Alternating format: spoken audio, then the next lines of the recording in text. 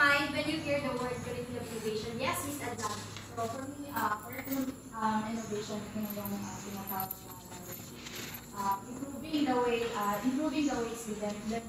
Meron ng mga changes to keep in modern times like yung mga student needs, yung mga teaching methods na mga bago, yung mga new ideas. Kumbaga parang sa cellphone ko, di ba, need na i-upgrade. Parang sa education din, need siya na magkaroon ng mga updates para mas maging efficient and relevant siya.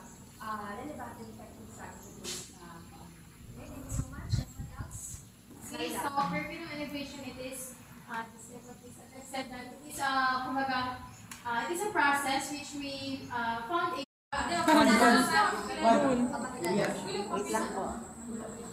I am Gia Jumela. So brain-based education. Please read everyone na lang muna. correct. Advocate for brain-based education, apply brain-mind learning principles to curriculum and instruction. Their approach uses brain research findings to inform classroom practice and curriculum design. So everyone, sino may brain-based education? Ito na mas maka-learn to the best, in the best way. Once again, good afternoon. Once again, good afternoon. Let's continue our curriculum-based education. Here, the effective teaching required. So, this one is clarity of focus, requesting this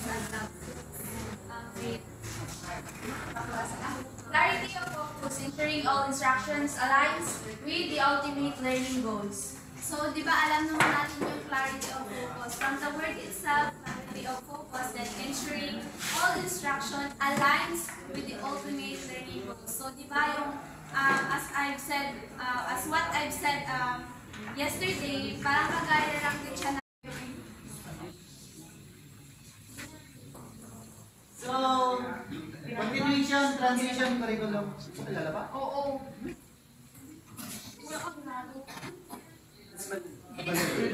Transition curriculum. The transition program in the Philippines is designed to support special learners with intellectual and physical disabilities, helping them transition from home to school or from post-elementary to post-secondary education in the workforce. It is tailored to meet their specific needs and interests, equipping them with essential life skills and enable them to function independently in daily life. The program aims to provide a structured support system